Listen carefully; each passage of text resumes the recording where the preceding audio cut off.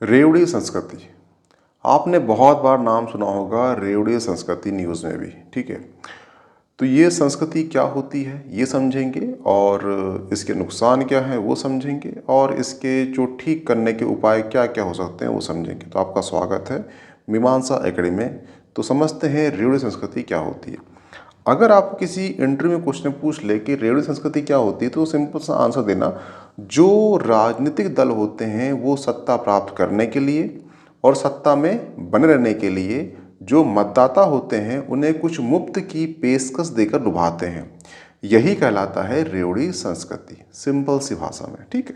अब चलते हैं नेक्स्ट। इसके नुकसान क्या हो सकते हैं। नुकसान तो आप देखना, जो इसके नुकसान है इसमें क्या होता है, आप अगर फ्री की वस्तु बांटोगे तो उसमें संसाधन खर्च होगा, संसाधन में लगता है पूंजी लगती है, पूंजी व्यय होगी, जब पूंजी व्यय होगी तो धन जो है वो व्यय होगा, ठीक है। तो धन जब नहीं बचेगा तो सिंपल सी बात है, जो नए स्कूल हैं, जो नए अस्पताल हैं, जो नए सड़क है, संचार है, इसका विकास भी नहीं हो पाएगा।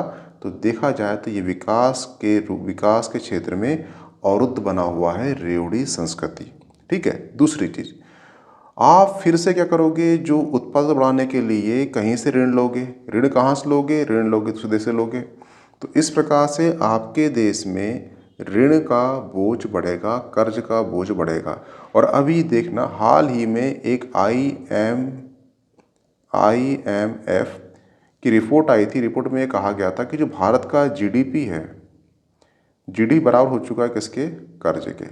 यानी मान लो भारत की GDP 100 रुपये है तो कर्ज भी भारत के ऊपर 100 रुपये हो चुका है, जो बहुत बड़ा नकारात्मक प्रभाव डालता है भारत के इंटरनेशनल अफेयर में। जैसे कैसे, क्योंकि जैसे कर्ज लेने का एक क्राइटेरिया होता है, उसमें ये कहा गया है कि अगर भारत GDP 100 रुपये है तो भारत सिर्फ 60 रुपये ही कर्ज ले सकता है, परंतु यहाँ पर कर्ज कितना हो चुका है, 100 रुपये हो चुका है। यानी भारत की GDP जितनी हो चुकी है, आपका जितना खर्चा हो चुका है, जैसे आपकी सैलरी 1000 रुपये है, आप 1000 रुपये कर्जा ले लिए तो आप क्या खाओगे और क्या पियोगे और क्या पहनोगे, ये इसलिए बोल रहा है कि नेगेटिव प्रभाव पड़ रहा है, ठीक है।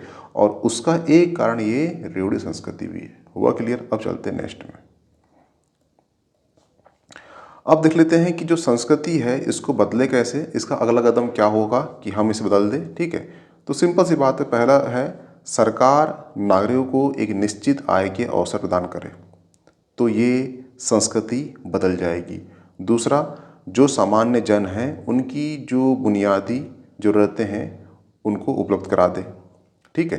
तीसरा, सरकार संस्थागत स्थिरता पैदा करे, ठीक है। और चौथा, पूंजीगत व्यय कर आर्थिक वृद्धि को गति दे। तो ये सब चीज़ होने से जो रेवड़ी संस्कृति है ये समाप्त हो जाएगी, भारत के ऊपर कर्जा नहीं बचेगा, ठीक है। और जो राजनीतिक दल हैं, जो लोकतांत्रिक खतरे बने हुए हैं, वो खतरा नहीं बनेगा। हुआ क्लियर। Okay, thanks.